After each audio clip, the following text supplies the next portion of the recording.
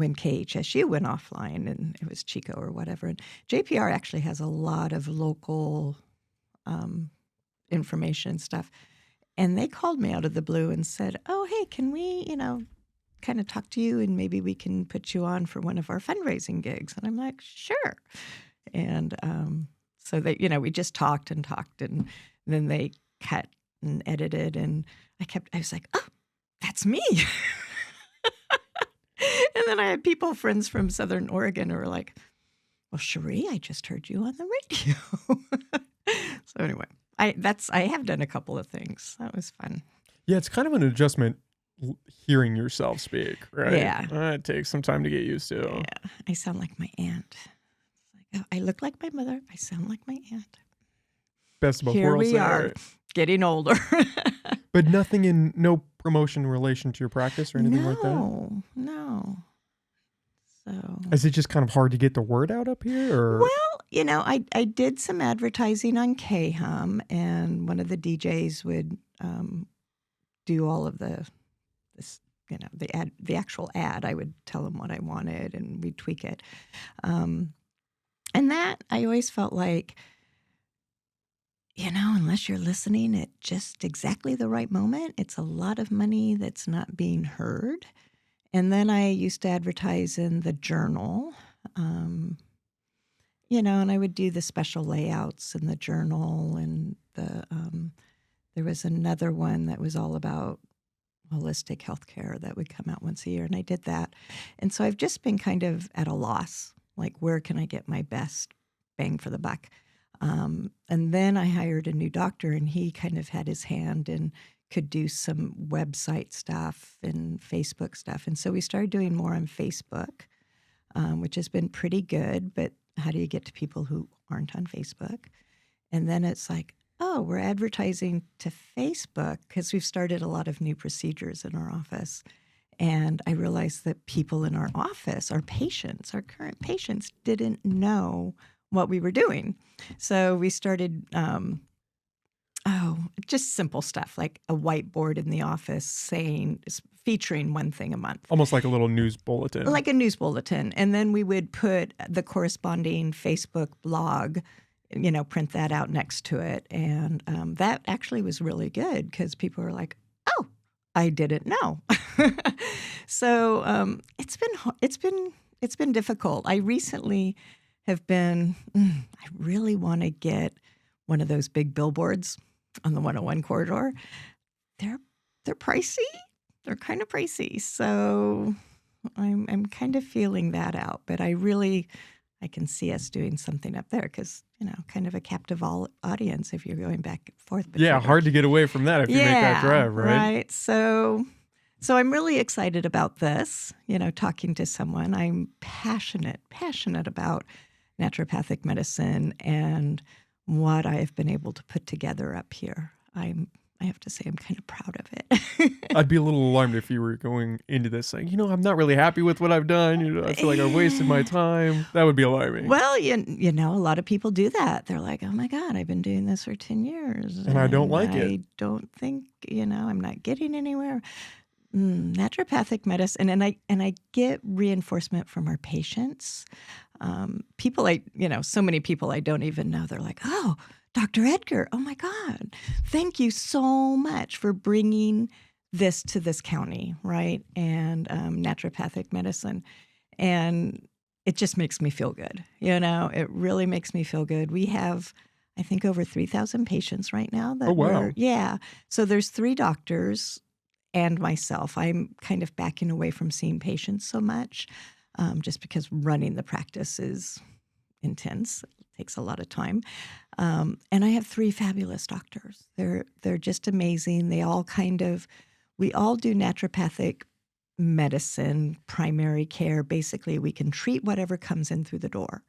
And if we can't, if it's really out of our scope, then we refer. We refer to the local endocrinologist, cardiologist, well, not endocrinologists because we don't have those, ENTs, cardiologists. We refer when we need to. But we can take patients so much further than the local conventional medicine, the medical doctors, right, who are so overworked. We were talking about that earlier. They don't have time to spend with patients, and basically they'll run your basic labs, and they'll come back and they're like, "You're fine. There's nothing wrong with you. Here's an antidepressant." So frequently, "Here's an antidepressant. You're fine." And so we get the patients who come to us and they kind of plop the stack of files on our desk and say, "I've seen every doctor in the county and everybody says I'm fine. What's wrong with me?" Right? And that's kind of our wheelhouse. That's where we do such good work, because we do more than your basic labs. We look at nutritional deficiency.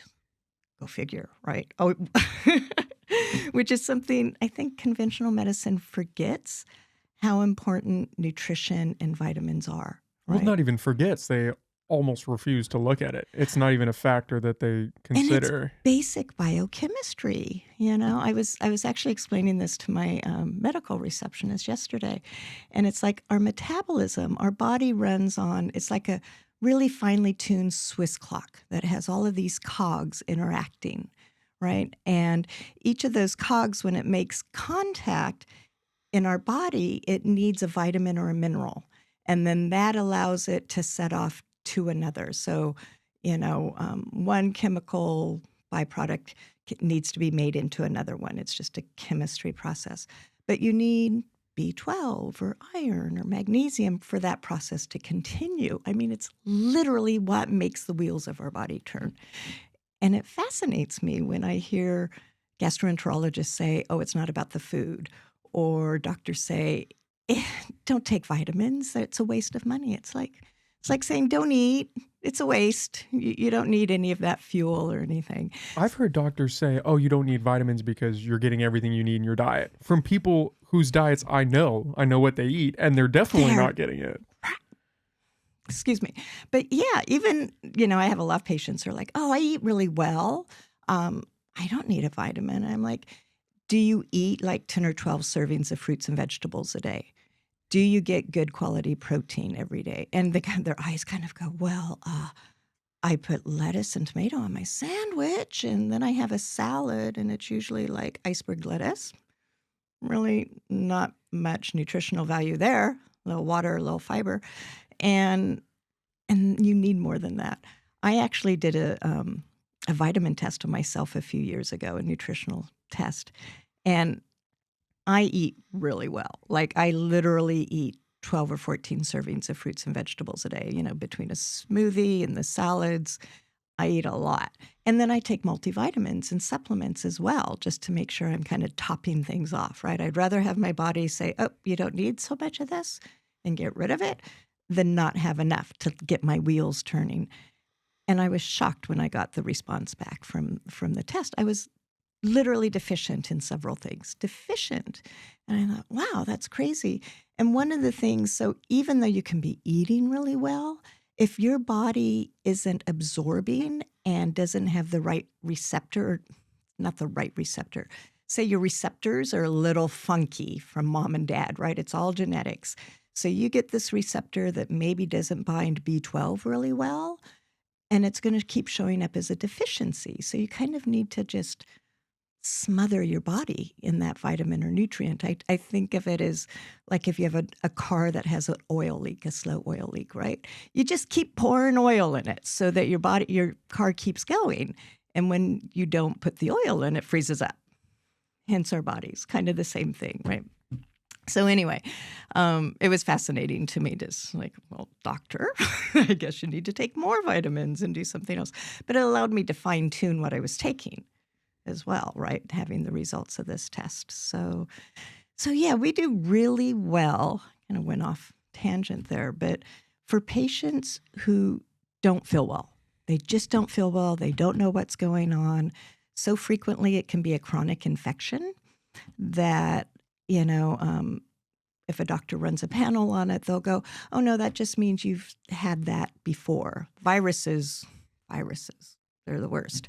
And it means, "Oh yeah, you've had it in the past and you just have antibodies to it," which is fine if you have low-level antibodies. But when you have really high-level antibodies, it means your body continues to fight this off, right? It's kind of the long COVID situation. Um, and it's interesting because they've been doing research, lots of research with COVID, and wondering why people are getting this long COVID, right? And what they're finding is that there's pools of the COVID virus that hang out in the body, and it just keeps wearing the body down, right? Brain fog, lots of virus in the brain, fatigue, that kind of thing, and stress when your immune system gets a little overwhelmed by the stress and everything else, then you get more symptoms from that long COVID or other long chronic, viral infection.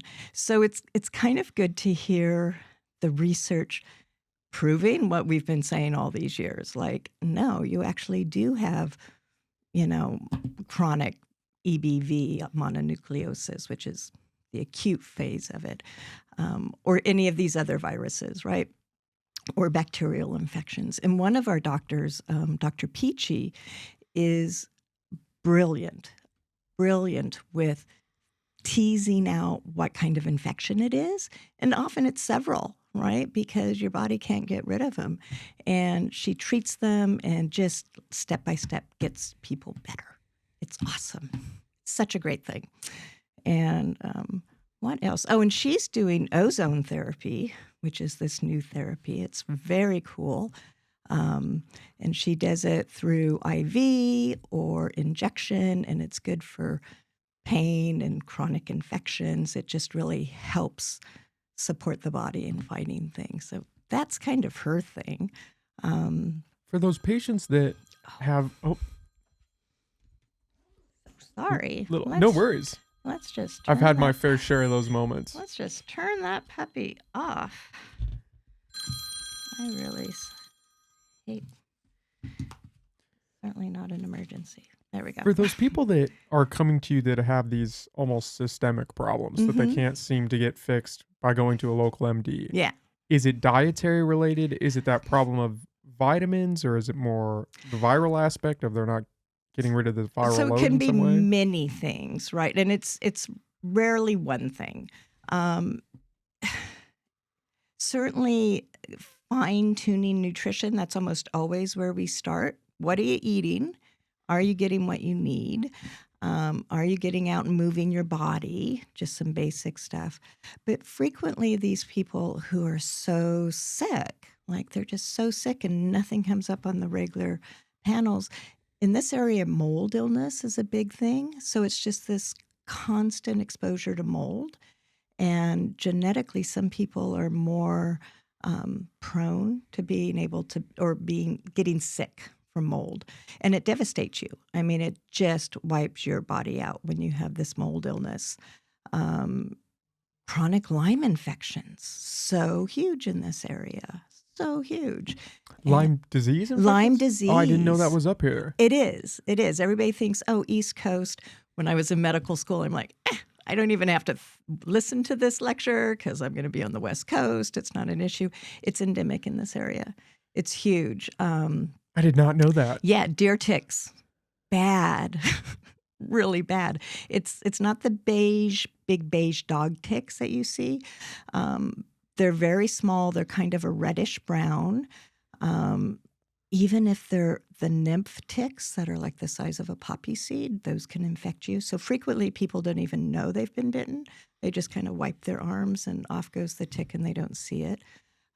If you do get a tick, I recommend anybody who gets a tick bite, save the tick and you can get it tested. So you can look online, test tick tests, and send it in. So put it in a baggie, little damp cotton ball in there so it doesn't get all dried out.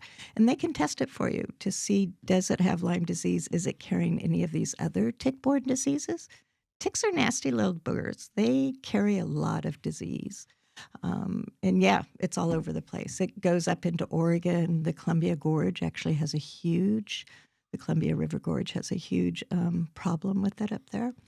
That wasn't even on my radar. Yeah. I'd always just associated that with the East Coast. Yeah, no, it's bad. And if you get the classic sign is you get a tick bite and then you get a bullseye rash, right? So it's red around the bite, and then there's a clearing, and then there's more red. It looks like a bullseye.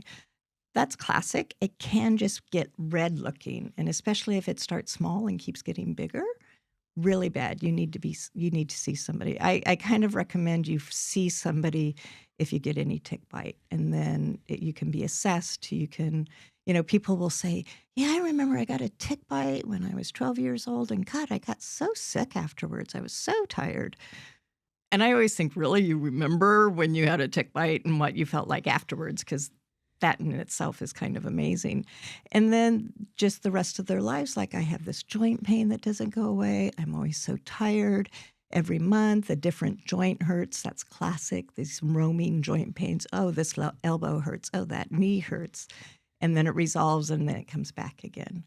Classic Lyme disease. So many things I could talk about Lyme disease and Bartonella and Babesia, all of these tick-borne diseases. Is there any way to combat any of those? Oh, yeah. Oh, yeah. Oh, you can? Yeah. So it's interesting. When I first came to Humboldt County to practice, I started working with Dr. Beverly Copeland, and she was a functional medicine MD, so thought outside the box, right? She had this extra training that let her look at labs differently, very similar to what naturopaths do. And she was the first person to start treating Lyme disease in this area. One of her patients turned her on to it and said, look into this. And she was like, oh my gosh. And at that point, the only thing we really knew was antibiotics and more antibiotics, and 2 to 3 antibiotics at a time for years sometimes, which was so hard on the body, right? And coming out of naturopathic medical school, I'm like, oh my God, all my naturopathic mentors are turning over in their graves because I'm using all these antibiotics. But it worked. It got people feeling better. It was really hard then for them to recover because of all of these antibiotics, even though I was doing a lot of naturopathic support. Now it's evolved into looking more at immune systems and supporting from there. Like, why is your body not able to fight this off? So there's a lot of different things we're doing now, and not just throwing antibiotics at them, unless it's an acute bite, right? Like if you come in, you got bit, you're tired, your joints are hurting, like all of these things can start happening within a couple of days, then we'll start you on antibiotics because we want to stop that infection now and prevent that long-term chronic Lyme disease. Yeah. And can people actually recover where they no Yes. longer have it? They can. Yes. I had not heard that. Yes. So they actually can recover.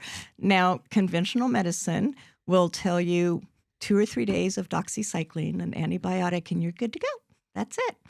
And then they'll say, oh, we're sorry, you're still not feeling well. Well, that's post-Lyme syndrome, and that's just how you're going to have to live the rest of your life, right? The infectious disease specialist locally, now, I don't even know who it is now, but 5 years ago, 10 years ago, they would go, oh, no, there's no such thing as chronic Lyme disease. No. And they wouldn't even see the patient. It's so disheartening. It's really sad when you see doctors just kind of going, it's in your mind.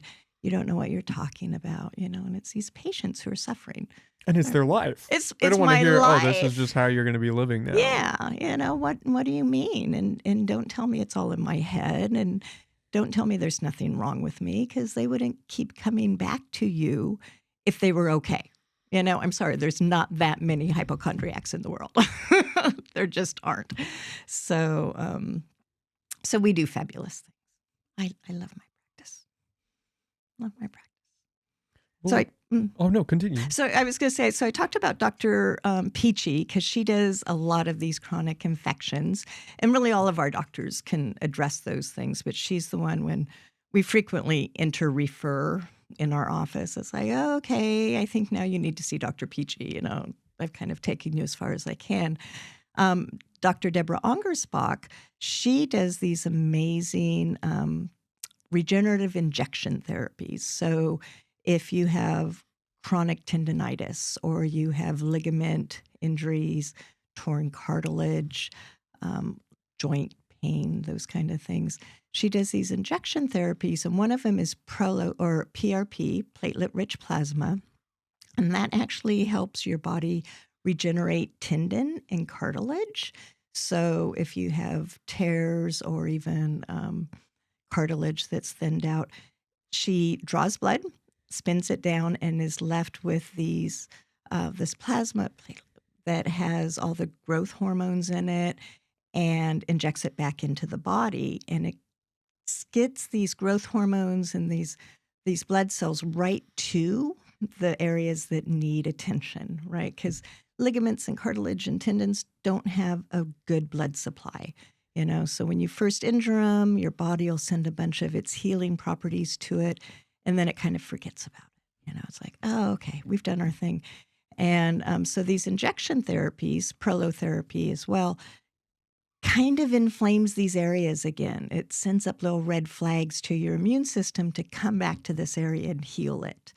And it's amazing. I get a lot. I'm an avid cyclist, so I'm always like hurting myself or overworking my joints. And actually, I have a knee that I've been told is bone on bone, and she does injections in them, and it just helps. And it's regenerative, as opposed to a lot of people will get a cortisone injection, right? Oh, you have a shoulder injury, do a cortisone injection. That's fine. It's great to decrease that inflammation initially, but you can't do them long term because it degenerates the cartilage. It actually makes it worse over time. You can only do a certain number a year over your lifetime. Otherwise, you're going to destroy the cartilage that you do have. What she does is totally different. It's like, yeah, let's really go in there and regenerate it and make it better and healthier. And it's so effective. Is that kind of the same idea as using stem cells in a localized spot? Some people do this therapy with stem cells. Dr. Angersbach does not do that. She doesn't find it necessary. And it increases the price immensely. And trying to find the stem cells, it's just kind of, she doesn't do that. She finds that it's just not necessary, and she gets really great results doing what she does. She's actually, she came to me from Montana, from Billings, Montana, when I was advertising for a doctor to come join my practice. She wrote and said, I've always wanted to live in Arcata. Who says that? Oh my God, who even knows where Arcata is, like, other than wants to live here? It was crazy. And she was at the Yellowstone Naturopathic Clinic in Billings for years and years.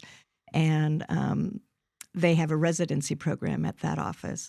And so she used to teach residents, how to do PRP and prolotherapy. So she is just one of the best in the country, to do this. So I felt very privileged that she's part of our practice. And then our last doctor who's working with us is Dr. Holtzke, Gabriel Holtzke. And he's amazing. He loves kids. He loves to do pediatrics. So Dr. Angersbach and Dr. Peachy and I love that, because we would see pediatric patients. Parents are always like, oh, can you see my child so we don't have to just give him antibiotics or whatever? It's like, well, if he needs antibiotics, we'll probably give it to him. But yes, we're happy to see him. And we always had to say, we're not pediatricians. We don't know milestones. We don't know those basic kind of things that your pediatrician needs. So you need to have a pediatrician on board, and we'll see your child. But we can't be your child's pediatrician. Now we have Dr. Holtzke, and he's amazing with kids. So that's really great. And he does IV therapies. So we do nutritional IVs, which is also a really great addition to the office. So it's very exciting to see how the practice has grown and kind of progressed and branched out over the years. How did you get started in naturopathic medicine? Oh, that's so funny, because I flashed on this morning. I like to say it's my 8th career.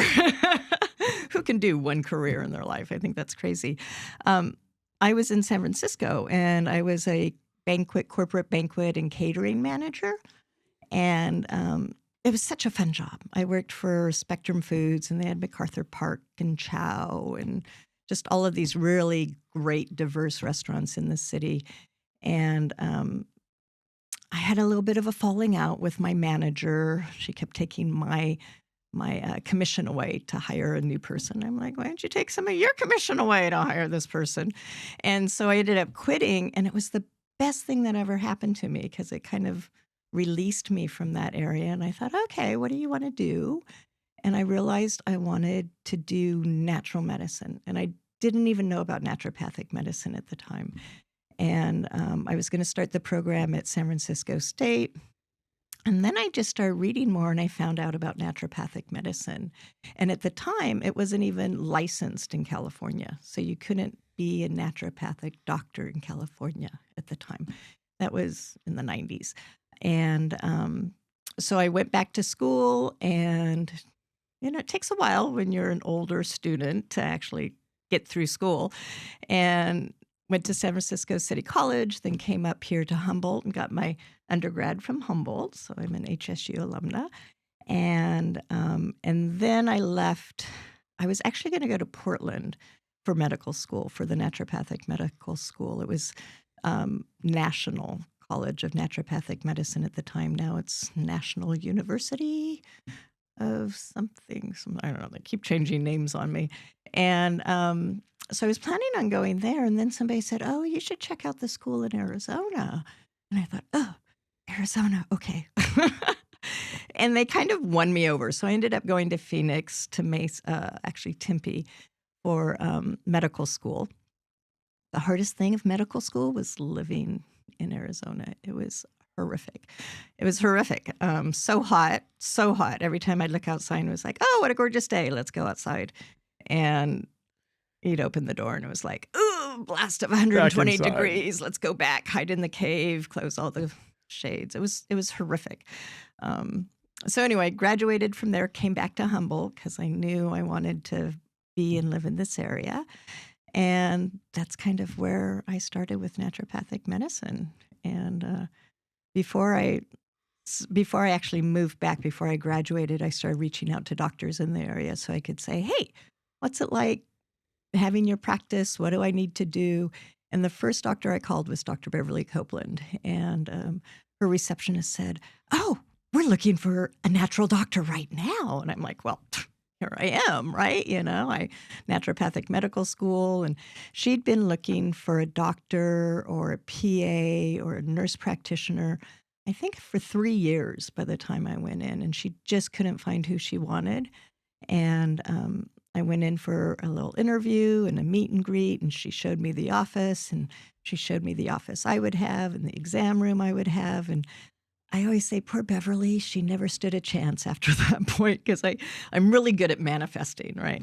So I went home and started visualizing, walking into the office and saying good morning and going to my office.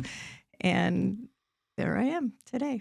She retired 7 years ago and left me the practice, and I promptly made it into a naturopathic medical practice and hired Dr. Peachy and then Dr. Ongersbach and eventually Dr. Holtzke, and that's where we are now. The rest is history. We're kind of packed to the gills right now. Don't know how I could make any better use out of the space we have, but we're also maybe I won't say this yet. Never mind. We just started something new, but I'm not quite ready to let the public know about it yet. So still working out the kinks. Well, yeah.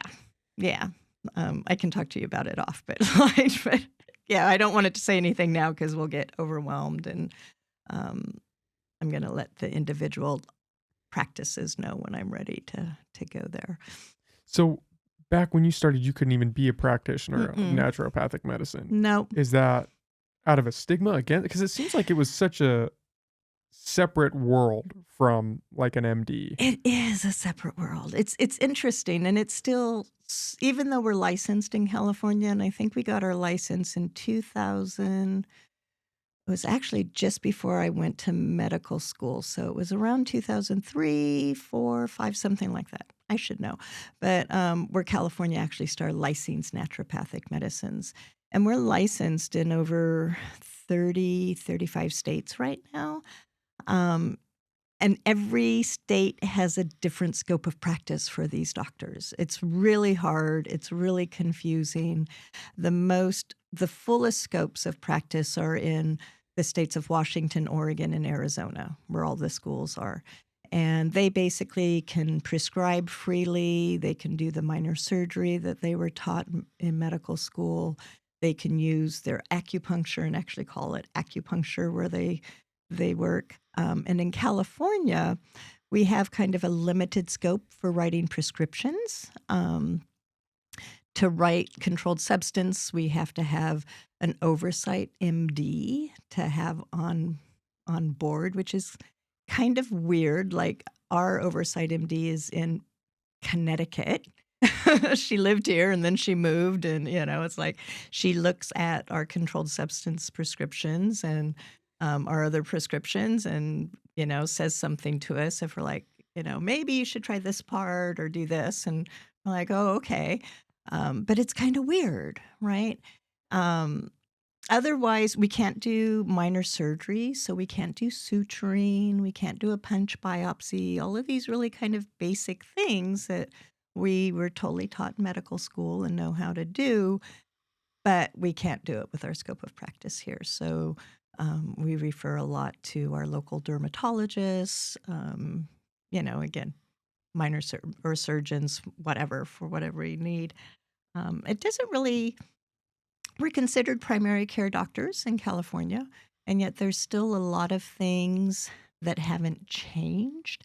So some of the basic, like state disability papers or DMV handicap placards or these really kind of basic things, because they have not changed the paperwork that includes naturopathic doctors in the signature line, we can't fill those out.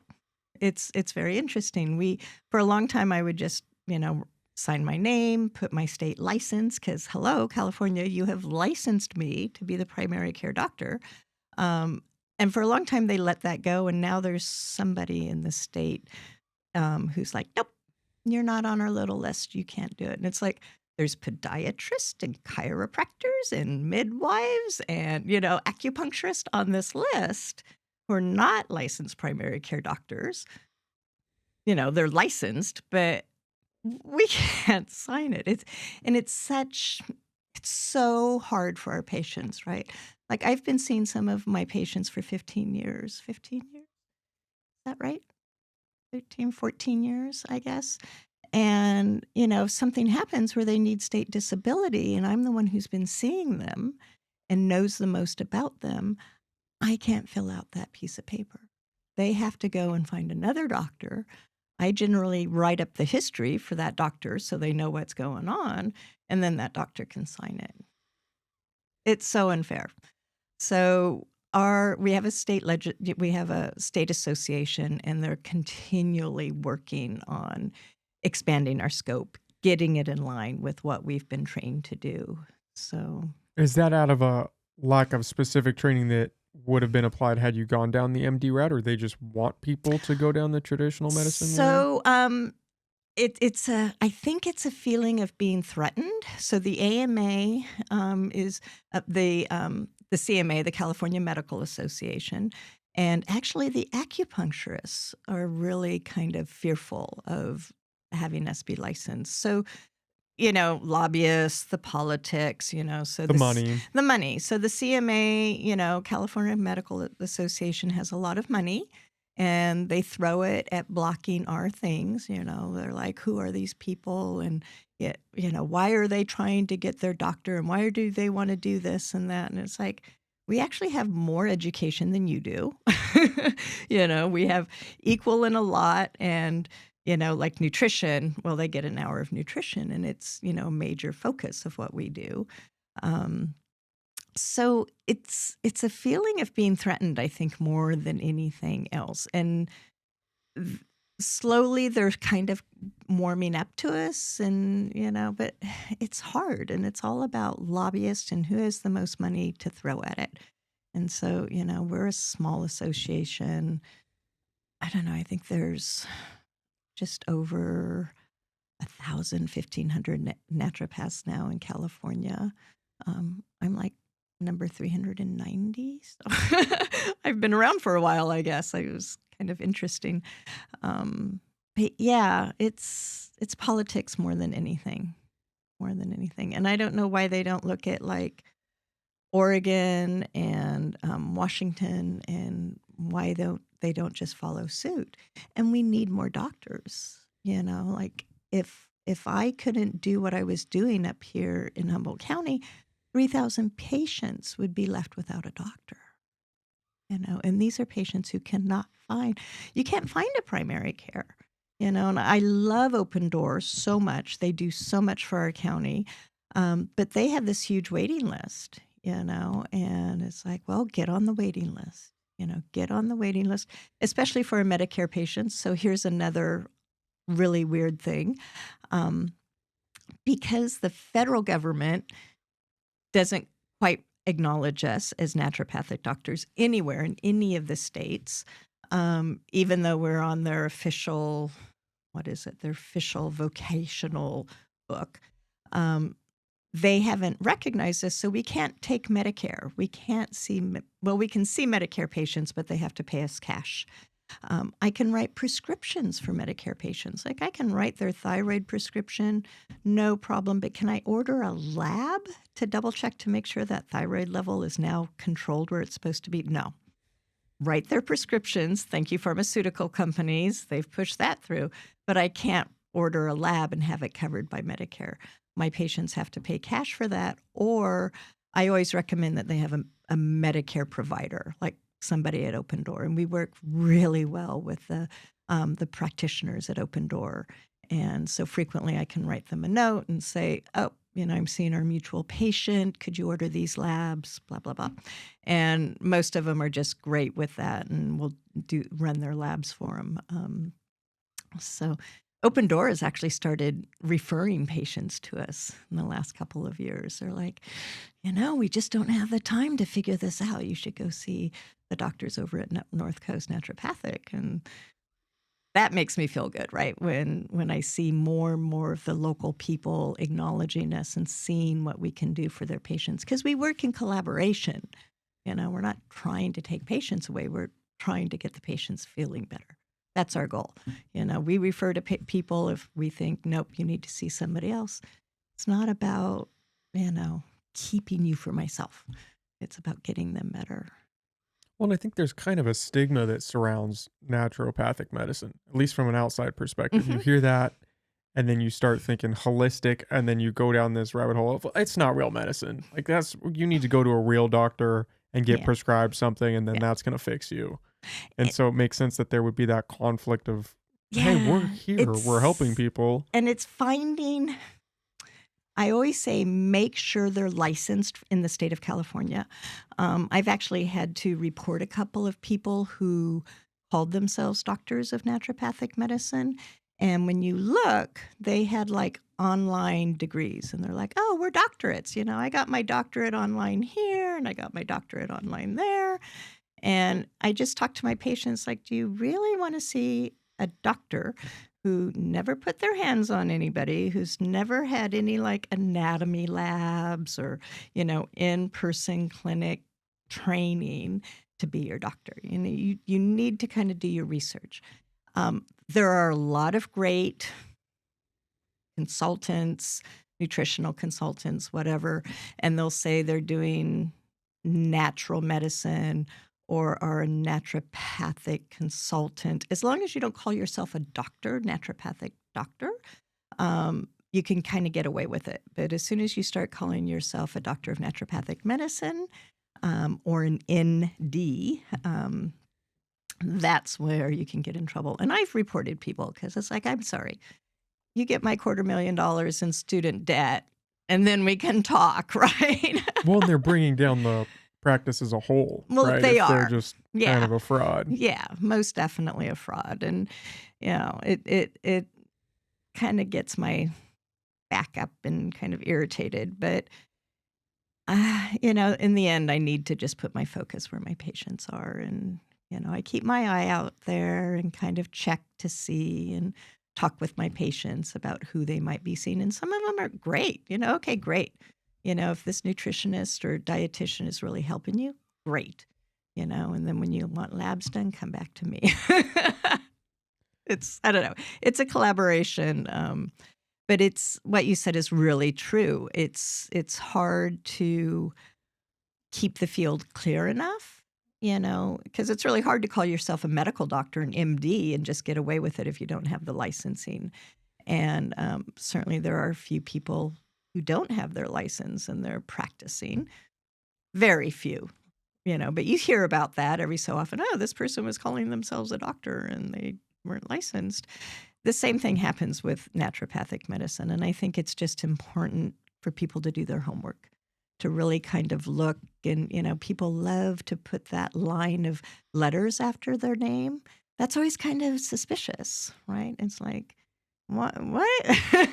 Why do you have to have all these letters? Oh, you're certified something and then certified this. And, if you're truly a doctor, you have Doctor of Naturopathic Medicine and you have the school that you attend.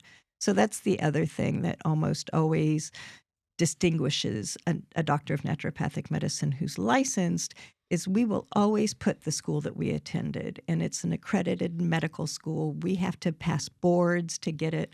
We have to pass licensure tests to get our license, and then we have to renew it. We have to do a certain amount of continuing education every couple of years to keep our licenses up to date, like any professional, right? So that's the kind of thing you need to look for. Is there any substantial difference between an ND and an MD in terms of the education or what you could practice? Yeah. So our education is very equivalent. We tend to have more nutritional education. I think MDs get like an hour in school. We get a lot of nutritional because we believe, your nutrition has to be up there. Surgery, we do minor surgeries. We are not surgeons, right? We are not doing cardiovascular surgery, thoracic surgery, amputate. We are not doing that kind of thing. You don't want us around. We can get you stable if something's going on, but we're not emergency medicine doctors. We're not surgeons. We love conventional medicine because it's kind of miraculous what they can do now with surgery. Other things, so we don't tend to specialize, right? We have a couple of specializations that you can get your fellow in. Like we have oncologists who have done extra training and have passed extra board exams to become a fellow in oncology or endocrinology.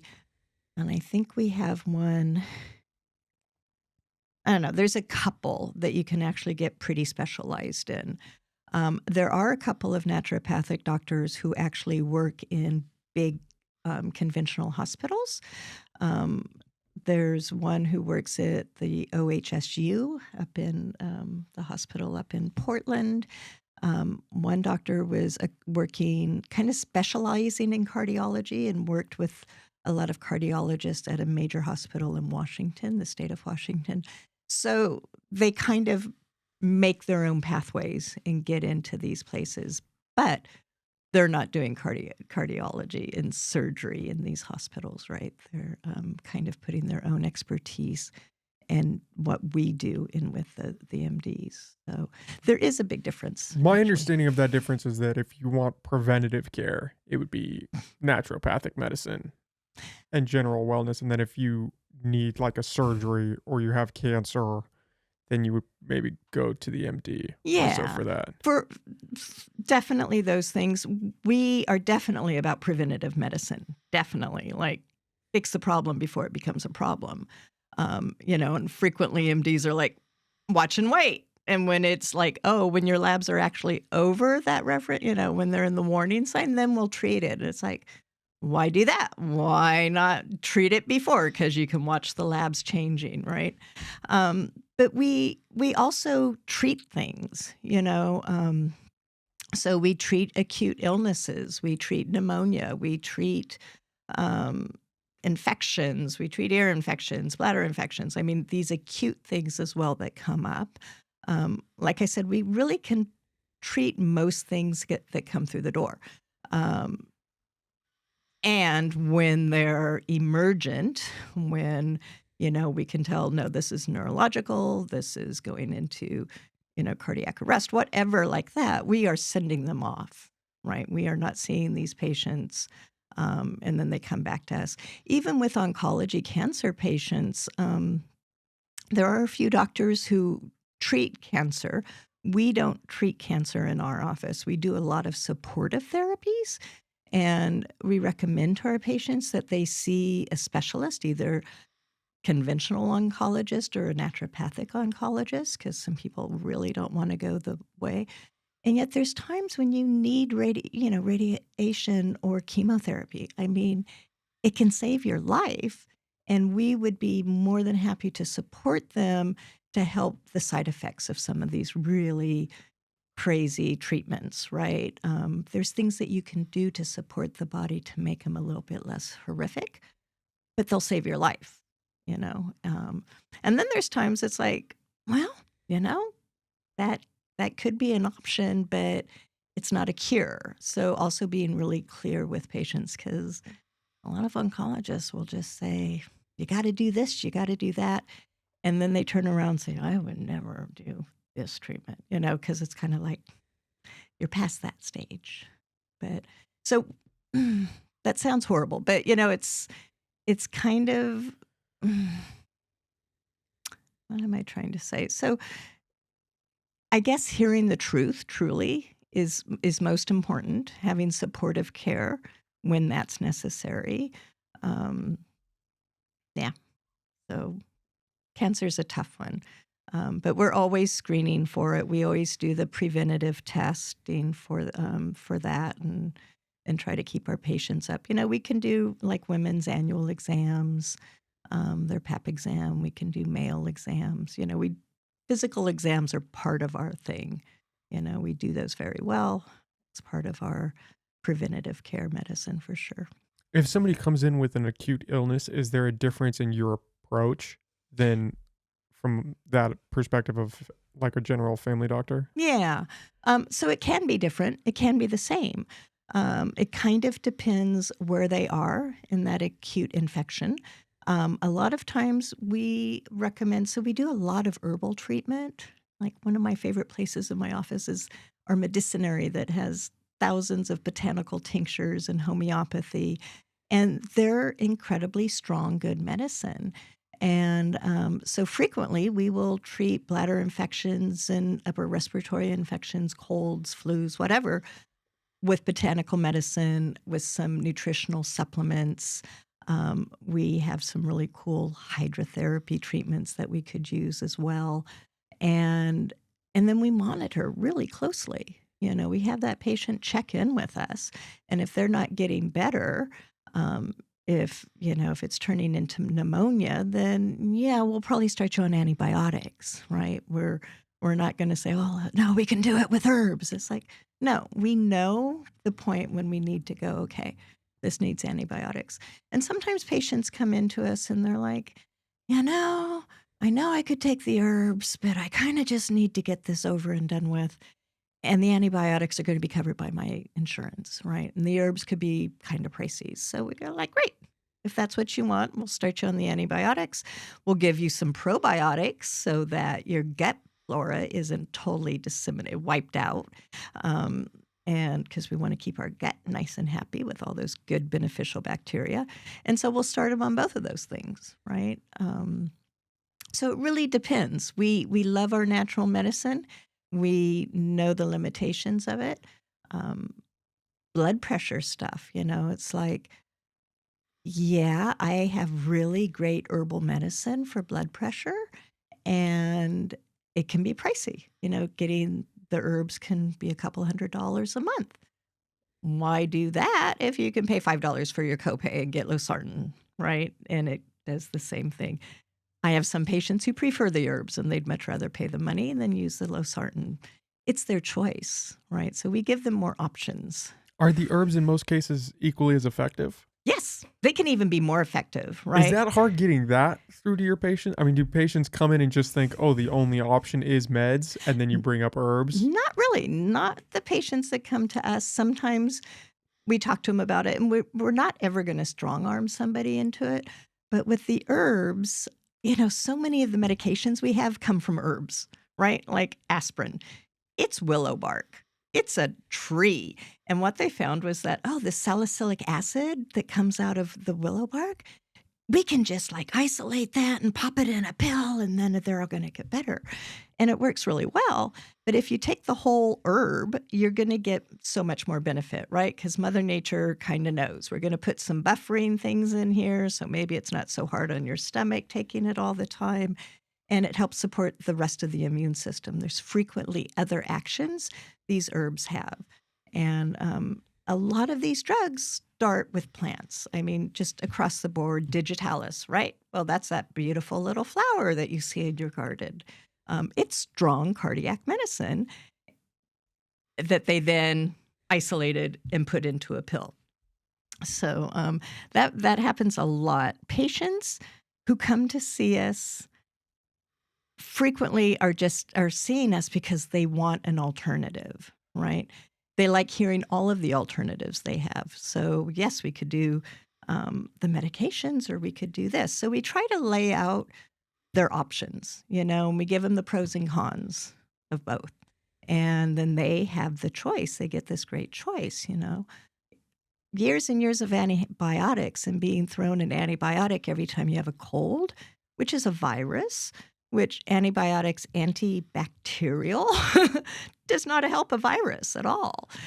So we help educate our patients and let them see the difference between antibiotics and antivirals, and where things can be helpful. And, well, why are you getting a cold every 3 months? What's going on that you're getting this? Or why are you having a sinus infection chronically? I don't want to just keep throwing antibiotics at you, even though it could be very helpful and get rid of it. We then step back and go, okay, let's look at this underlying issue. And that's really where we always go. Where is this underlying cause of infection, right? What's going on there, and how can we optimize your body so your immune system can fight these viruses? You put 3 people in a room and one person gets horribly sick from a cold and the other 2 people are fine. What's going on there, right? It's how your immune system is reacting to things and how you're dealing with the stress in your life, and are you getting enough exercise to help alleviate that stress? We kind of talk to them about all this. Our appointments are really long, as you can imagine. Which isn't a bad thing. It's not a bad thing, right? Because I always think, how can a doctor figure anything out in 5 minutes? You go in and they're like, you can give us one problem and you've got 10 minutes, go. And you're like, but my head and my stomach hurts. It's like, I only have time for one problem. What are we going to talk about today? And usually these things are like together because there's a bigger issue, right? It's not just the stomach. It's not just the head. So our new patient appointments are an hour and a half long, sometimes a little bit longer. I don't think I've ever talked to my primary care physician for even close to that amount of time. Yeah, well, never. An hour and a half would be the equivalent of seeing, I don't know, something like 20 patients or something. I don't know if I've spent that much time with any doctor, actually, now that I'm thinking about it. Maybe a shrink, well, that's 50 minutes. But we do a lot. Our intake is a lot about history. What illnesses have you had before? What's your antibiotic history? Do you have a chronic yeast infection going on because you've been on antibiotics 20 times since you were 2 years old? So all of that is super important. And oops. We're good. It was empty. Thank God. And, so, what was I going to say? So just figuring out what's going on so frequently is like, we need to listen to the patient's story, because we'll get these little clues along the way. And then for the patient to actually be heard, I've had so many patients just cry in my office and say, I've never had a doctor just listen to me. and hear my story. And sometimes that's all we do. I'll have patients come in and, it's for this, but I end up sitting there and listening for 40 minutes, just hearing what's going on in their life right now. Because, it's big what we carry around with us. And if you don't have somebody who can hear that and not be judgmental and not necessarily try to fix it. I mean, I'm not a psychotherapist. I'm not trying to fix something, but just hearing it for them is incredibly empowering for them, And sometimes I could tell them a few things, maybe help them sort things out. That's great too. Um, but yeah, and even our follow-up appointments, rarely are they shorter than 45 or 60 minutes because we have treatment plans. We send patients out. They can be kind of overwhelming sometimes with things that we want them to work on, right? From nutrition to exercise to starting some different supplements, right? And then maybe labs. We do a lot of specialty labs as well, stool testing, saliva testing, just blood work. So a lot of different tests that get deeper than your basic lab tests, right? We look in the stool. How is your gut bacteria? Do you have an infection going on that's showing up there? We look at saliva for adrenal function, right?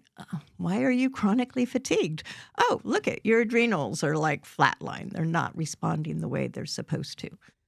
Kind of like mine in medical school. They're better now.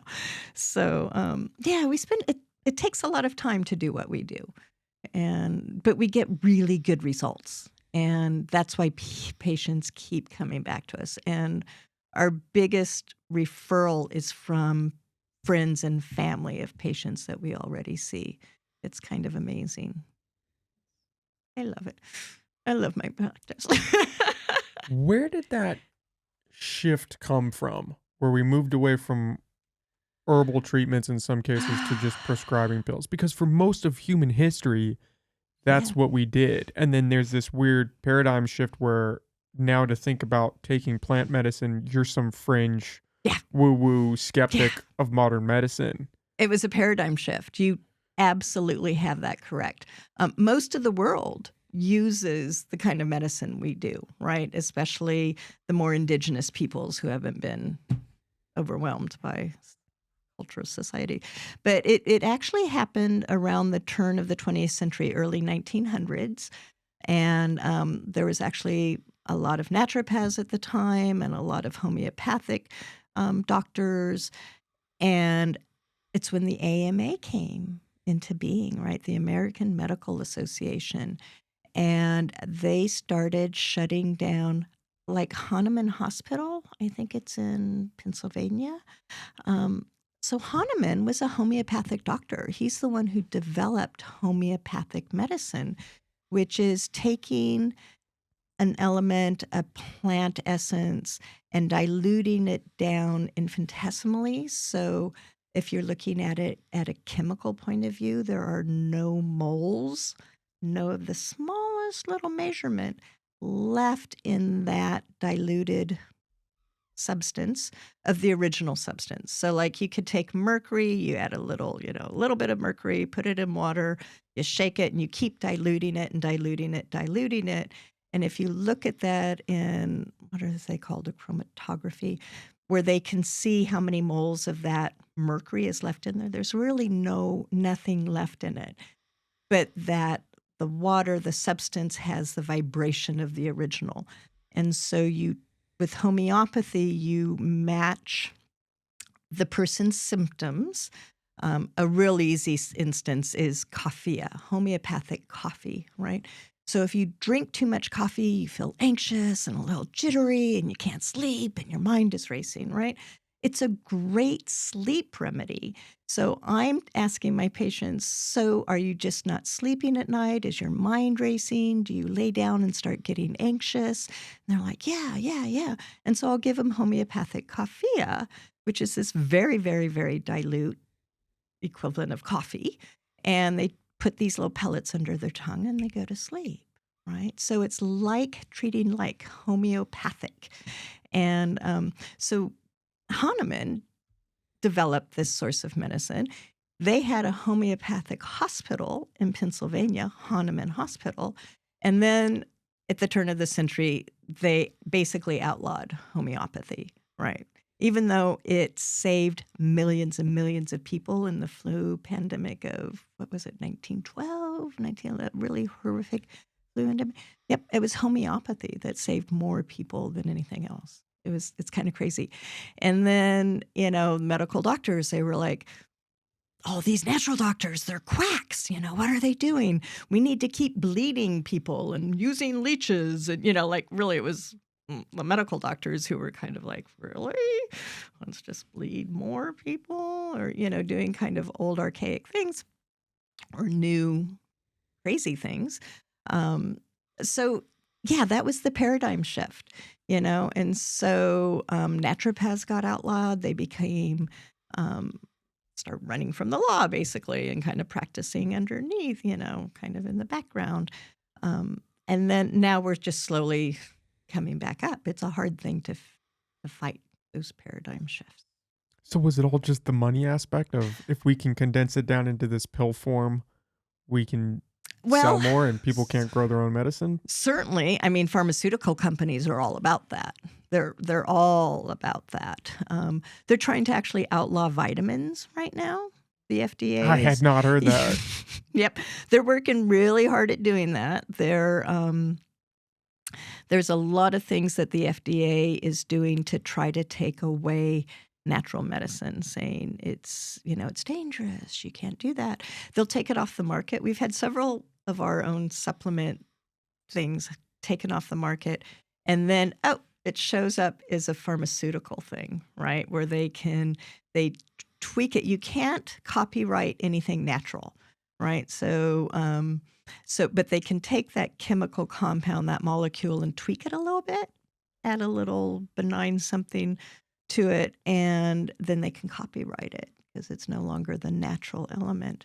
Pharmaceutical companies love to do that. Fish oil, we still can use fish oil, but the pharmaceutical companies now have pharmaceutical grade fish oil, right? Because they kind of tweaked it a little bit and they can get more money from it. It's kind of insane. Why it all happened around the turn of the century, I'm not really sure. Is it more of a money grab? Was it, financial? I'm sure money is always there. It's usually at the bottom of the Follow the money chain. trail, right? So that was probably part of it. I wish I could go back in my memory because we actually had a lot of this in medical school, the history and philosophy of naturopathic medicine. And I can't remember exactly those things that led up to it, but I know there was a lot of changes in the law being outlawed, and I just find it hysterical. Like Hahnemann Hospital is still called Hahnemann Hospital, even though homeopathy is not used there at all. So. Have you noticed a change recently, post-COVID, in this world where people are more obese than ever, people are sicker than ever? Has there been a turn back to you guys? Where modern medicine has, I mean, it's just, you're just taking pills Yeah. in some sense. Certainly, I don't know if it's happened since COVID, since that's so recent, actually, still. I think there's a lot of people who really want to make changes in their life, and they're really tired of seeing a doctor who doesn't know, who wants to put them on an antidepressant or an anti-anxiety medication. And they really want to figure out what's going on. And they want to do something other than just drugs. Not all of our patients, we have a spectrum of patients. And some are like, anything they can do not to take a drug. And others are like, I'm okay with that. But I want to optimize where I am. And if I can get off these drugs, yay, because I want to do that. And there's that whole spectrum in between. So, and you have to be willing to change if you're coming in to see us. it's a lot of hard work, right? I mean, there's always going to be that population who says, no, give me the pill. It's I easier. don't want to diet. I want to sit on my couch and drink beer and watch TV all day. Yay, good for you. But then there's a lot of people who say, no, I really do want to change. And I know it's really hard. And it can take years, to really. I can talk to my patients and say almost the same thing. Some of my patients, I love my patients.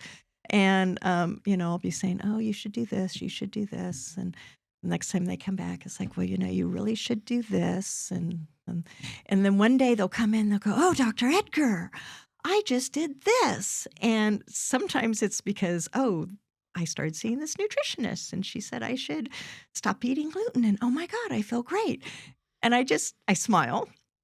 And I laugh to myself because I think I've been telling you that for 5 years.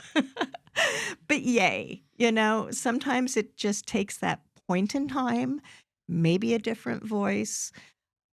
When you're ready to hear it and you're ready to make that change, yay, right? I will just sit there and work with you wherever you are and get you through that. And then they make these amazing changes. And I have a lot of patients who are just like, a few patients who are like, literally, you saved my life. And literally, I did because we were able to figure out the chronic infection they had.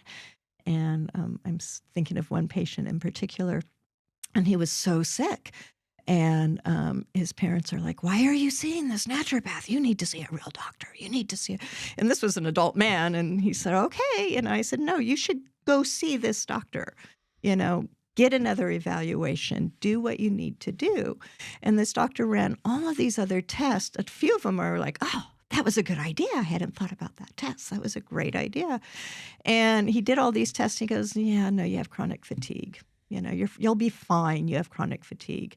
And the guy was like dying before our eyes. I mean, it was so hard to see how sick he was. He could barely breathe.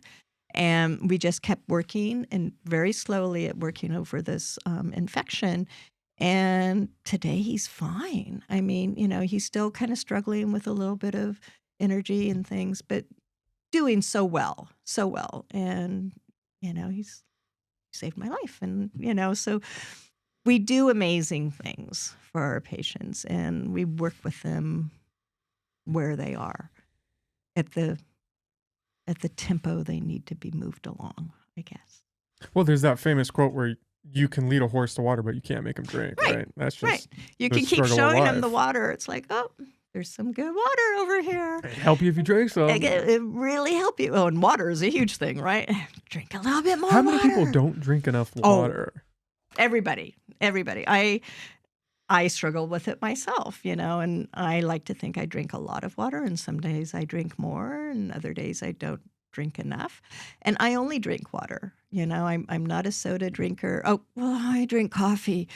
I love my morning coffee. And no, we don't take coffee away from everybody. It's like, well, you might want to cut back on your coffee.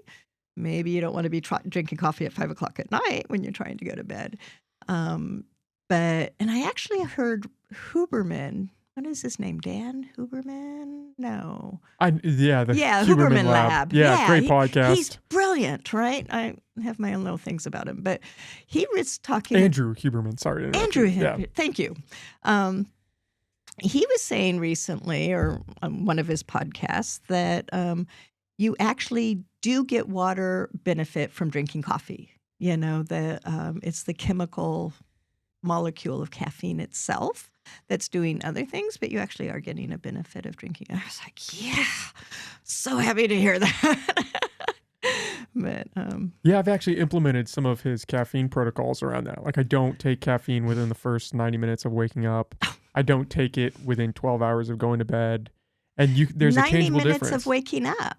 Interesting, because I thought he was all about caffeine and exercise and fasting exercise and drinking caffeine. I haven't listened to all of his. He is brilliant. He's a brilliant man. I have to say I'm going to go off on a little spiel here because it's my newest passion, is when he starts talking and about exercise, right? And he's had some amazing, what was this guy he had on for this series? Peter Attia.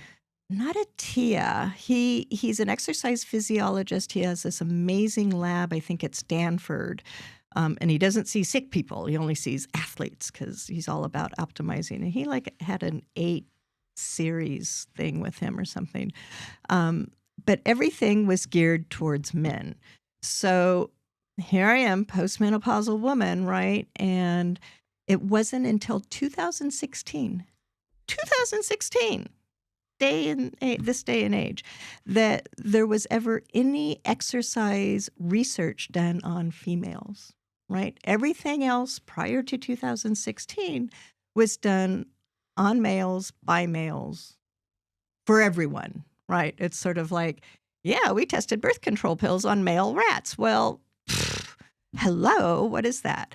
And so Stacy Sims, she's a PhD, and she was working on her doctorate at Stanford. And she was doing all of these exercise research things with females. And these dudes would walk by and they're like, what are you doing? We have this information already. Those women, those hormones, it's just going to fuck up your life, right? What are you doing? It's so much work. She goes, exactly. We are not little men. We have hormones. We work differently. We need new research.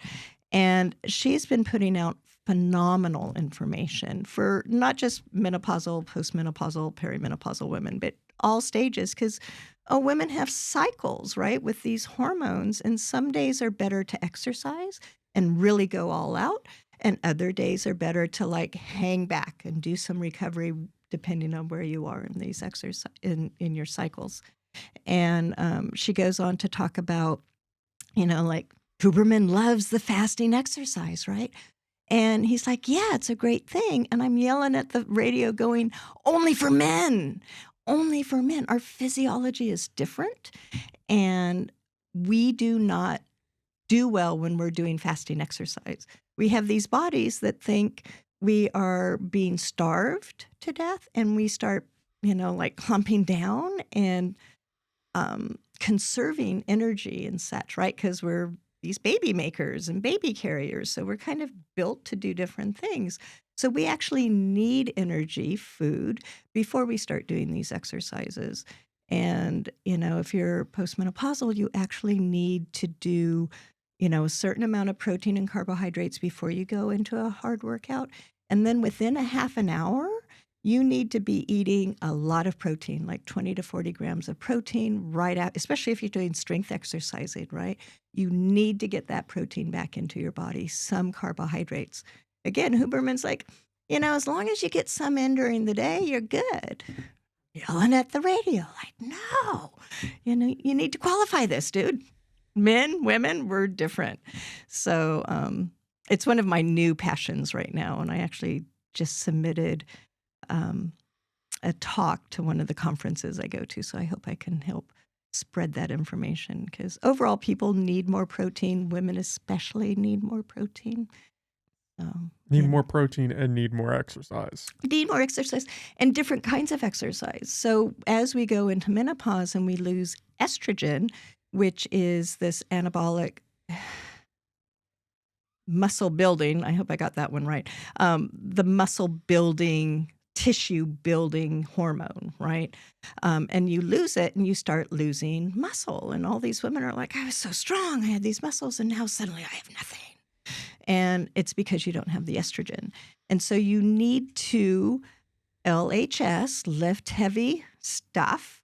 And you need to really lift heavy weights, like these little weights that are good for definition. That's all fine and good, but you need the power. You need the strength. You need to build muscle. And so for postmenopausal women, it's super important. Also, I do a lot of cycling, and when I was training for a ride last year, it was a 10-day ride up in Canada, and I was carrying all my own gear. So it was like 50 pounds on my bike, lots of elevation gain, over 23,000 feet of elevation, right? Lots. And my friend and I were training, and we're like, oh my God, we just got to get out there every day with our bikes loaded and ride every hill we have and do hill repeats. Otherwise, we're not going to make it. And we were exhausted. And I met up with this cycling coach who follows Stacy Sims. And she's like, yeah, no, honey, that is not how you train for a ride, you know? And I said, oh, well, how do you do that? What can I do in the next 10 days before my ride? She goes like, yeah, no, that horse has left the barn. Not much you can do now. And I started working with her after that. And it's about, so you need to do high intensity interval training. Super important. These really long endurance rides, you need to do them because you need the hours under your butt and your butt in the saddle and kind of building those calluses. And you need to have that, but not every day, right? Again, men do really well with these long endurance type rides as a training mechanism. For women, not so much, right? Our training, we need to do high intensity interval training. We need to do sprint training, up and down stairs or run for a block, or I don't run at all, but cycle really hard. I do everything on a bike. And, do all out for 20 seconds, 10 seconds recovery, 20 seconds all out. Do that 8 times and then recover. And then do it again 8 times and then recover. So you're only doing these 4-minute exercise bursts, but super, super important for women. We need to do different things than what men do, and it's finally being researched and it's out there. She has 2 books, Roar, ROAR, and Next Level. And I highly recommend those books, and finding her on podcasts. And Stacy Sims, I'm going to say it again because she's my hero right now. I've gotten strong. I've gotten fast. It's amazing. It's important. And you want to try to keep that up as you get older, especially. Your body just starts to deteriorate if you don't. Yeah. I actually just started doing it when I got older. I'm in better shape now than I've ever been in my life. I was never an athlete before, and now over Memorial Day weekend, I rode a Century Mile ride on my bike, and then the next day, I rode my brand new gravel bike for 75 miles. Wow! It was next awesome. Day. Yeah, next day, and with the help of my coach, I fueled right. So I was exhausted after the 100 miles, I have to say. Did what I needed to do for recovery that day and iced my legs and ate correctly, fueled right during the ride. Like, after the first hour, you need to eat every 30 minutes. It's really hard to eat that much, but your body needs it, right? You just need to keep fueling your body. And went to bed, and the next morning, my friend and I were like, I feel great, because after the 100 miles, we're like, well, maybe we'll do 50 tomorrow. We'll just see, And we woke up and we're like, oh my God, we feel great. We'll make the decision at the mile marker that we have to go left or right. And we were like, yeah, let's do this. And so there we were, 75 miles the next day, 62, rocking it. I love it. That's incredible. It is. You were eating every 30 minutes. Were you eating those little goo packs or whatever? No, I prefer real food. So here we are Probably again. A good call. Real food. I actually got yelled at by my coach. She was like, "What are you fueling with?" Because I just bonked on one of my little training Peloton rides, and she's like, "What are you eating? Tell me again what you're eating." I told her. She said, "Where are your carbohydrates? I don't see carbohydrates." And this was like 2 days before I'm supposed to leave to drive up to Klamath Falls where this ride was. And she goes, oh, we got to get some fuel into you. And so she sent me all of these little power bar recipes. So that night, and it was funny when she was asking me where my carbs were, I was digging through all my cupboards going, oh my God, I have no carbs. Like, oh, I have oatmeal. I didn't even have oatmeal, right? It was kind of hysterical. I have bananas frozen. I know I have frozen bananas. And like no carbs in my house. Lots of proteins, lots of veggies, lots of good fats, not so much just plain carbs. So anyway, I made up bags and bags of little power balls and power bars, oatmeal and what was it? Oatmeal and coconut and some molasses and, just different variations of that.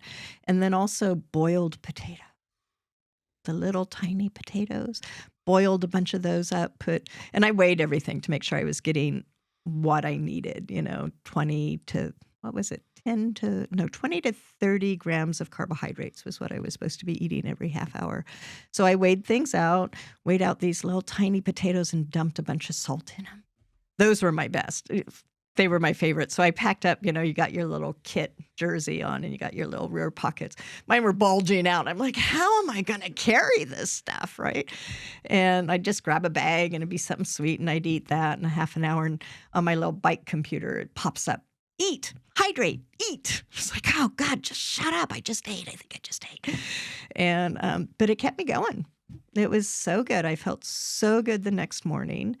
And I do a lot of hydration tablets, like Noon tablets. Yeah, those salt tablets and Yeah, stuff. salt tablets, but you need the minerals. You also need sugar in your electrolyte tablets, which a lot of them don't have sugar, and they're like, oh, you don't want sugar. You don't want a lot, but our little cells, they have receptors. They're called glucose sodium gates, potassium sodium gates, and they kind of open and close to let water in and out of your cells.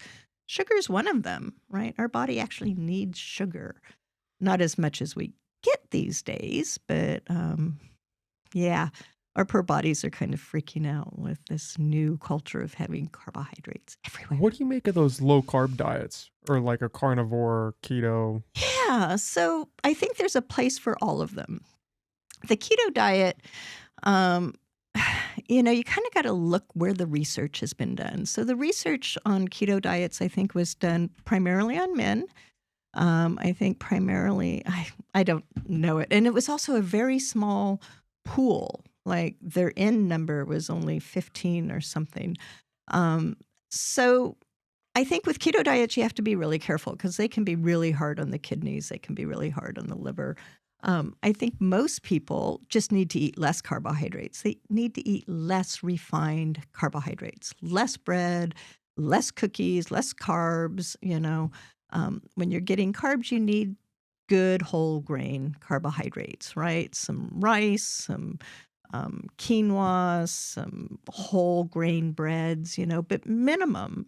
That's not like 6 slices of bread a day. That's not necessary.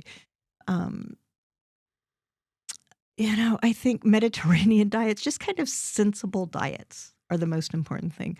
I think basically when you're looking at a plate, 2/3 of it should be vegetables. And it should be every color vegetable you can get. And you try to eat different vegetables throughout the day because those colors are all giving you different nutrients, right? Really good protein, be it a plant-based protein or, animal-based protein. You want to be careful where you're getting your proteins from. Not a lot of fish because mercury is an issue, the cold water fish. Salmon's great. And then you want some grain, some sort of a carbohydrate. It can be pretty minimal. It can be a whole grain.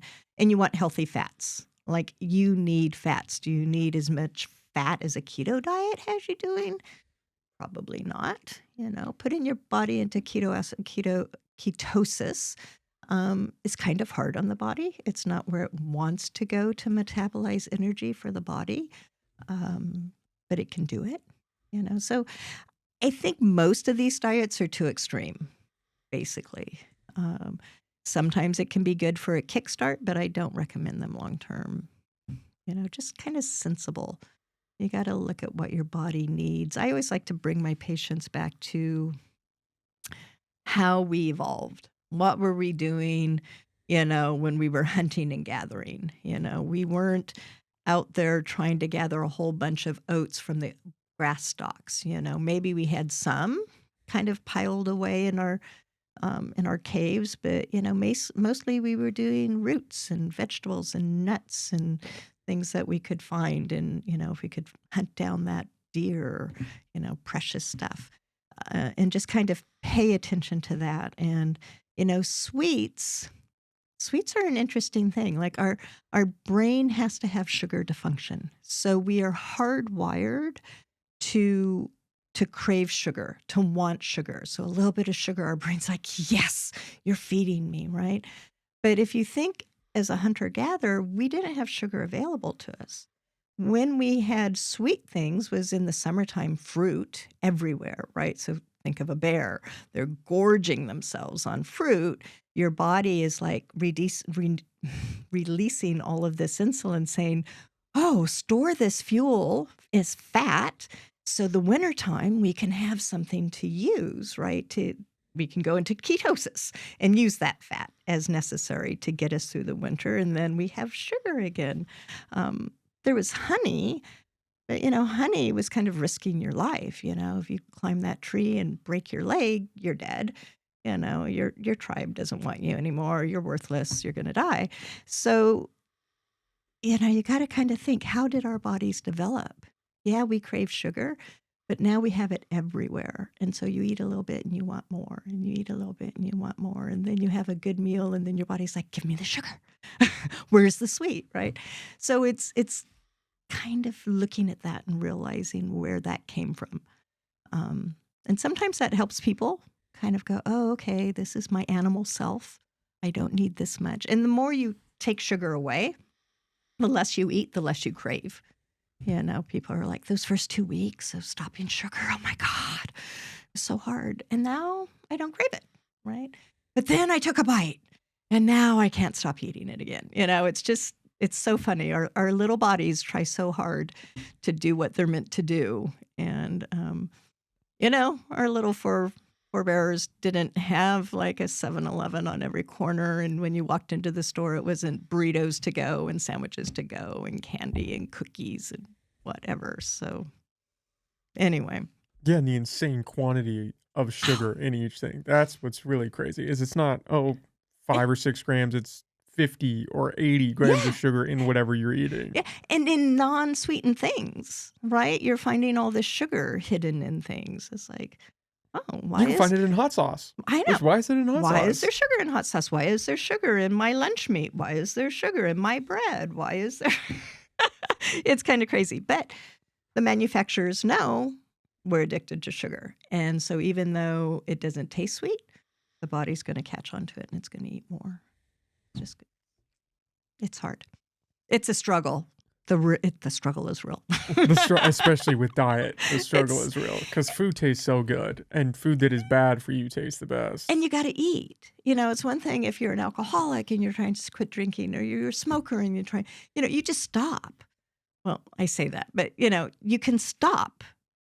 But food you have to eat every day, and you have to figure out how I'm going to get that food, and you need to plan and have things ready.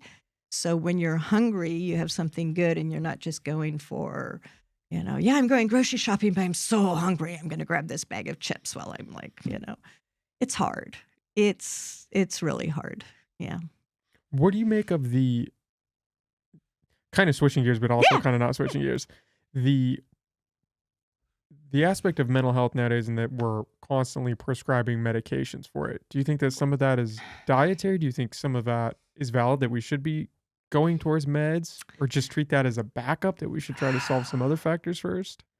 Well, kind of all of the above, right? I mean, it's so many different things. I think medications can be, the right medications at the right time can be amazing.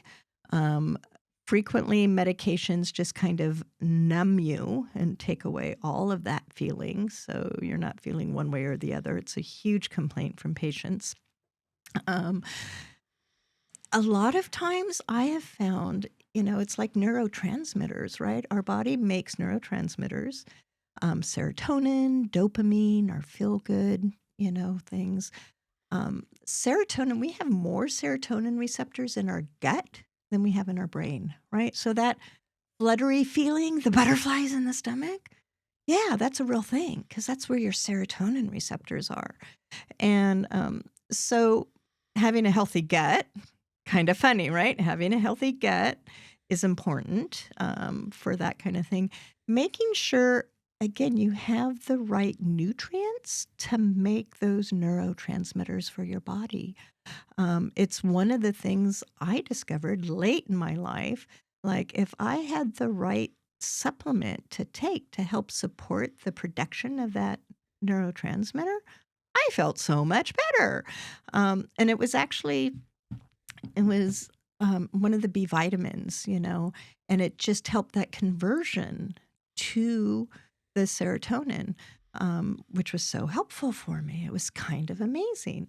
And there's some really good herbs that you can do these days that are helpful for depression. But you also got to figure out, why are you depressed, right? So you need a good therapist, and there's a lot of different therapeutics. Talk therapy can be helpful. I have found EMDR, this rapid eye movement therapy, to be amazing. They mostly talk about it in conjunction with post-traumatic PTSD, post-traumatic stress disorder. I found it super helpful for depression. It helps rewire those tapes, that like, oh, this happens and this is going to happen and then this happens. And it helps stop that and kind of rewire those neural pathways. So you can stop thinking, oh, this happens, this happens. No, this may happen, this may happen. Oh, there's lots of alternatives. So EMDR is great. Sometimes a neurofeedback can be very helpful for that kind of thing. Therapy is huge. I mean, you have to figure out, life is hard. Life is hard. And then some people get really kind of set up from the get-go in situations that just make it catastrophic, and you kind of wonder how they actually have made it as long as they have. So I think that's super important. Unfortunately, I think antidepressants are overprescribed, right? Like, how many times have I said, the doctor doesn't know what's wrong with you. Here's an antidepressant. Go ahead, You're fixed. Yeah, you're fixed. Out the door you go. Or an anxiety medication, right? I have found so many patients who have had like a folate deficiency or a B12 deficiency, and their nerves, you needed these nutrients, and then, oh my God, suddenly I'm not as anxious as I was. Right. So there's a lot of different things. I don't think it's an easy answer. I think our culture and our world is changing so quickly, and there's, social media in general, and what they put out, and the crazy. I mean, media is all about, getting your attention and how to keep you tuned in. And so what kind of horrific things can we keep talking to you about? How much do we hear good things, in social media or in the media, and so that's hard. Oh my God, the pandemic. Oh my God. Well, and what does that do if you are constantly spiked into this state of stress every time you pick up your phone? And how many times do people do that every day, all day? Yeah, it's a huge problem. It's a huge problem for our younger generations right now, right? Like, I don't know, I didn't have a cell phone when I was 5 years old, and I wasn't looking at it, and I certainly didn't have one in school, and it's hard. It's overstimulating to the brain in the wrong way. They're not getting enough sleep. They're anxious about, what else is going on? What am I missing? It's so hard. I certainly don't have an answer for it. Part of me thinks, yeah, don't give your kid a phone until, they can deal with it and have phone, screen time. I think that's a great idea. I'm not a parent. There's a reason I'm not a parent. And hats off to all those parents out there, because it was hard in my day, and I couldn't even imagine what they have going on now, with screens and, in the pandemic, when all the kids were at home and not being socialized appropriately. And so many young people are really struggling still with that socialization and trying to figure out what they're supposed to do. It was funny going into the pandemic. I thought, kids, they have these little plasticity in their brains, and they can adapt and change. And they didn't do so well with being isolated. I really take back everything I said at that point, because it was hard on them. It was hard on everybody. It was a tough time. I remember people are like, they're like, I had such a hard. I lived by myself, so I had no physical contact for 2-3 years or something, whatever it was. And, it's like people didn't get it. They were going home to their husbands or wives and kids and getting hugs. And it's like nothing. And I used to hug my patients. I hug my patients again. I'm so happy to be able to hug my patients. And it was a tough one. that not having any, and I'm a loner, so I don't really, that was okay. I didn't mind being at home by myself, but not having physical contact with people was super hard. So yeah, it's tough. I don't even know why I went off on all that, but mental health, it's a tough one, and I just think it's getting harder, and I wish I had some good answers. Nutrition, definitely a lot of things you can do around that. Therapy, definitely. Exercise. Exercise. I mean, how many people feel like crap physically and mentally, but they don't do anything? They're just eating Yeah. processed food all day. They're not exercising, and then they wonder, why am Because I depressed? it's a cycle, right? Because you don't feel good, so you eat the food, That and makes then you not feel that good. makes you not feel good and makes you overweight and unhappy. And let me tell you, when you're really depressed, there was a time in my life where I was really depressed, and I remember going in to some doctor's office, and they're like, "Well, exercise would make you feel better," and I was just like, "Screw you." You have no idea, like, how hard it is for me just to get out of bed every day, and you're telling me to go exercise? It was like, I couldn't even imagine. Now I live on the endorphins that my weightlifting and cycling training. I love it so much, but it's hard. It is hard, and people need that kind of constant support and encouragement. And then one day it's going to be like, oh, yeah, maybe I won't eat so much of this, or maybe I will just go out and walk. The Japanese have this thing called forest bathing, where it's you go outside and you walk in nature.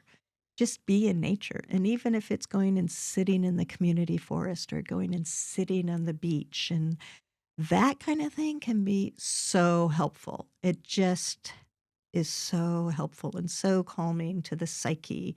And it feeds, gives us these negative electron bathing, basically, right? That just kind of helps calm everything down.